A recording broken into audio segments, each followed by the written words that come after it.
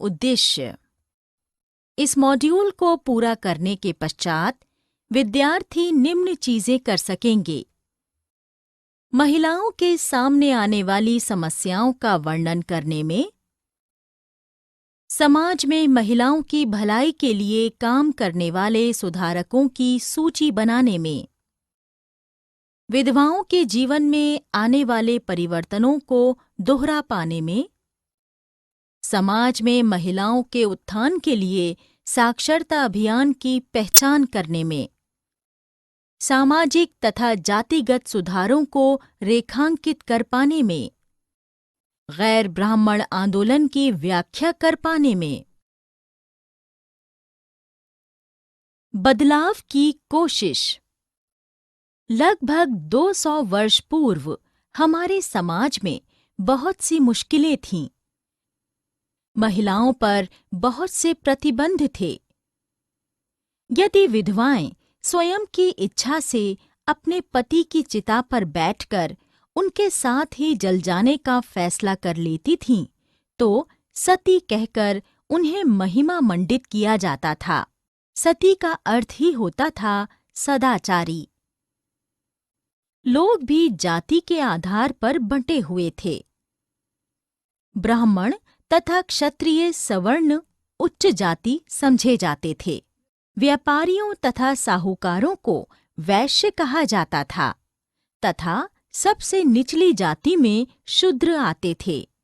शूद्रों में किसान, दस्तकार, जुलाहे तथा कुम्हार आदि शामिल थे। बदलाव की कोशिश। 19वीं सदी के आरंभ में संचार के नए तरीकों के विकास के चलते चीजें बदलनी शुरू हो गईं। राजा राम मोहन रॉय जैसे समाज सुधारकों ने कलकत्ता में ब्रह्मो समाज की स्थापना की।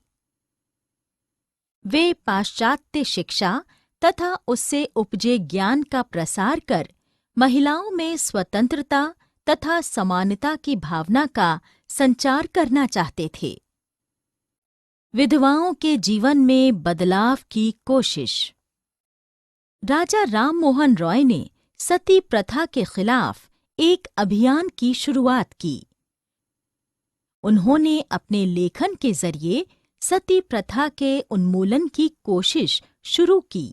अपने लेखन में उन्होंने ये दिखाया कि महिलाओं को जलाने की प्रथा को प्राचीन ग्रंथों में कहीं भी स्वीकृति प्राप्त नहीं है। बहुत से ब्रितानी अधिकारियों ने भी भारतीय रस्मों रिवाज की आलोचना की। उन्होंने राजा राम मोहन रॉय का समर्थन किया तथा 1829 में सती प्रथा पर प्रतिबंध लगा दिया गया। ईश्वरचंद विद्यासागर विधवाओं के पुनर्विवाह का सुझाव देने वाले सर्वाधिक ख्याति प्राप्त सुधारकों में एक थे। 1856 में ब्रितानी अधिकारियों ने विधवाओं के पुनर्विवाह की अनुमति देने वाले कानून को पारित कर दिया। 1875 में स्वामी दयानंद सरस्वती ने हिंदू धर्म में सुधार लाने के लिए लड़कियों के द्वारा स्कूल जाने की शुरुआत। लड़कियों के स्कूल जाने की शुरुआत। बहुत से सुधारकों ने ये महसूस किया कि महिलाओं की दशा में सुधार के लिए लड़कियों को शिक्षित किया जाना जरूरी है। महाराष्ट्र में ज्योतिराव फूले तथा कलकत्ता में विद्यासागर ने लड़कियों के लिए स्कूलों की शुरुआत की। उत्तर भारत में कुलीन मुस्लिम परिवारों की महिलाओं ने अरबी में कुरान पढ़ना सीखा। उन्हें घर पर महिला शिक्षिकाओं द्वारा पढ़ाया जाता था। महिलाओं द्वारा महिलाओं के बारे में लिखना। भोपाल की बेगमों जैसी मुस्लिम महिलाओं ने महिलाओं के बीच शिक्षा को बढ़ावा दिया तथा अलीगढ़ में लड़कियों के लिए एक प्राथमिक विद्यालय की स्थापना की। रूढ़िवादी विचारों की कुट आलोचक बेगम रुकैया सखाफत हुसैन ने तर्क दिया कि प्रत्येक धर्मों के सभी धार्मिक नेताओं ने औरतों को निचले दर्जे में रखा है।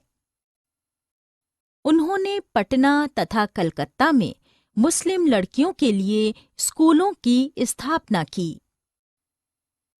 1880 के दशक तक भारतीय महिलाएं विश्वविद्यालयों में दाखिला लेने लगी थीं। उनमें से कुछ डॉक्टर और शिक्षिका के रूप में प्रशिक्षण की गई थीं। पंडिता रमाबाई संस्कृत की प्रकांड विदुषी थीं। उन्होंने सवर्ण हिंदू महिलाओं की तुच्छ तथा दयनीय जीवन पर एक किताब लिखी थी। ससुराल वालों के दुर्व्यवहार का शिकार विधवाओं के लिए उन्होंने पुणे में विधवा गृह की स्थापना की थी। जवाहरलाल नेहरू तथा सुभाष चंद्र बोस ने महिलाओं के बीच अधिक समानता तथा स्वतंत्रता की जरूरत का समर्थन किया था। जाति तथा सामाजिक सुधार। बॉम्बे में 1840 में प्रार्थना समाज की स्थापना हुई। प्रार्थना समाज सभी जातियों की आध्यात्मिक समानता में यकीन करता था। राजा राम मोहन रॉय जैसे समाज सुधारकों ने जाति आधारित असमानताओं की आलोचना की। जाति प्रथा के उन्मूलन के लिए बॉम्बे में 1840 में परमहंस मंडली की स्थापना की गई। 19वीं शताब्दी के दौरान ईसाई मिशनरियों द्वारा जनजातीय समूहों तथा निचली जाति के बच्चों के लिए स्कूलों की स्थापना की गई। गरीब लोगों ने गांव छोड़कर काम की तलाश में शहरों की ओर रुख किया। लोगों के इस आवागमन से मजदूरों की मांग बढ़ी। जैसे सड़कें बनाई गईं, नई इमारतें बननी शुरू हुईं, नाले खोदे गए, शहरों की सफाई कराई गई आदि। मजदूरों की बढ़ी मांग को पूरा करने के लिए निचली जाति के लोगों को कुली, खुदाई करने वालों, नालियों की सफाई करने वालों, सामान ढोने वालों आदि का काम दिया गया। सवर्ण जमींदारों के अत्याचारी पकड़ से छूटने के लिए कुछ शूद्र कही जाने वाली जातियों के लोग असम, मॉरिशस, त्रिनिदाद तथा इंडोनेशिया के बागानों में काम की खोज में चले गए। जॉन एलेन कोलियों को ढोने वाला एक जहाज था जिस पर यात्रा कर बहुत से मजदूर मॉरिशस चले गए। समानता और न्याय की मांग। 19वीं शताब्दी के उत्तरार्ध तक निचली जातियों के लोगों ने जाति आधारित भेदभाव के खिलाफ आंदोलन करना तथा सामाजिक समानता एवं न्याय की मांग आरंभ कर दी थी। शुद्ध जाति के एक सदस्य घासीदास ने मध्य भारत में सतनामी आंदोलन की शुरुआत की। पूर्वी बंगाल में हरिदास ठाकुर के मतुआ पंथ ने निचली जाति के चंडाल काश्तकारों के बीच काम किया। हरिदास ने जाति प्रथा का समर्थन करने वाले ब्राह्मणों द्वारा रचे गए ग्रंथों पर सवाल उठाए। केरल में एझावा जाति के श्री नारायण गुरु ने जाति के आधार पर लोगों के बीच भेदभाव का विरोध किया। नारायण गुरु के अनुसार सभी मानव एक ही जाति से संबंधित हैं। गुलामगिरी। 1827 में जन्मे ज्योतिराव फुले निचली जाति के सबसे मुखर नेताओं में से एक थे। उन्होंने खुद को दूसरों से श्रेष्ठ समझने वाले ब्राह्मणों पर हमला बोला। ज्योतिराव फुले के अनुसार सवर्णों का उनकी जमीनों तथा शक्तियों पर कोई अधिकार नहीं था। जमीन पर शूद्र कहे जाने वाले निम्न जाति के लोगों का हक था। फूले ने ये प्रस्ताव रखा कि शूद्र तथा शूद्र विरोधी समुदायों को मिलकर जाति आधारित भेदभाव को चुनौती देनी चाहिए। जातियों की समानता का प्रसार करने के लिए फूले द्वारा सत्यशोधक समाज की स्थापना की गई। 1873 में फूले ने गुलामगिरी नामक एक किताब लिखी। फूले ने इस किताब को दासों की आज़ादी के लिए लड़ने वाले अमरीकियों को समर्पित की थी। 20वीं शताब्दी में डॉक्टर B.R. अम्बेडकर तथा E.V. रामास्वामी नायकर ने जाति प्रथा में सुधार संबंधी आंदोलन को जारी रखा।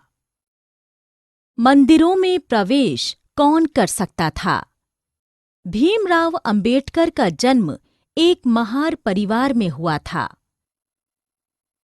बचपन में ही उन्हें जातिगत भेदभाव का सामना करना पड़ा था। समाज में लोगों को जाति को लेकर किए जाने वाले पक्षपात का एहसास कराने के उद्देश्य से गैर ब्राह्मण आंदोलन। पश्चिमी भारत में गैर ब्राह्मण आंदोलन सबसे प्रबल महाराष्ट्र में ही था। माली जाति के ज्योतिराव फुले इस आंदोलन के बौद्धिक अगुआ थे। उनका लेखन तथा उनका सत्यशोधक समाज इस आंदोलन के आधार थे। बाद में कोल्हापुर के मराठा राजा शाहू महाराज भी ब्राह्मणवाद के खिलाफ हो गए। 1920 डॉक्टर B.R. अम्बेडकर के दलित आंदोलन के उदय का गवाह बना। दक्षिण भारत में गैर ब्राह्मण आंदोलन को स्वाभिमान आंदोलन का नाम दिया गया। तमिलनाडु के बहुत से ब्राह्मण साक्षर थे, इसलिए उन्होंने बहुत जल्द ब्रितानी संस्कृति को अपना लिया। इससे ब्राह्मण वर्ग तथा गैर ब्राह्मण वर्गों में फर्क पैदा हो गया। 1916 में मद्रास शहर में गैर ब्राह्मण आंदोलन एक राजनीतिक आंदोलन में बदल गया। परिणाम स्वरूप न्याय पार्टी की स्थापना हुई। इसमें इस्लाम, ईसाइयों तथा शूद्रों के प्रतिनिधि थे। हालांकि बाद में न्याय पार्टी के भीतर झगड़े शुरू हो गए तथा अधिकांश गैर ब्राह्मण किसानों को आकर्षित करता हुआ एक राष्ट्रीय आंदोलन शुरू हुआ।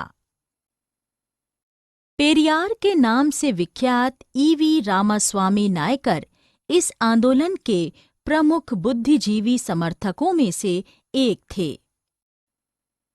गांधी के पद चिन्हों पर चलते हुए उन्होंने केरल के वायकोम में एक सत्याग्रह शुरू किया तथा हरिजनों को भी सहयोग किया।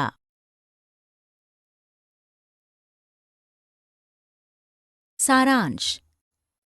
हमने जो कुछ सीखा है उसे संक्षेप में दोहराएं।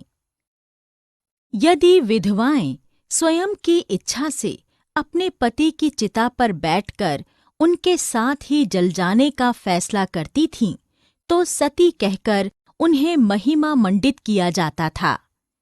सती का अर्थ ही होता था सदाचारी। लोग भी जाति के आधार पर बंटे हुए थे।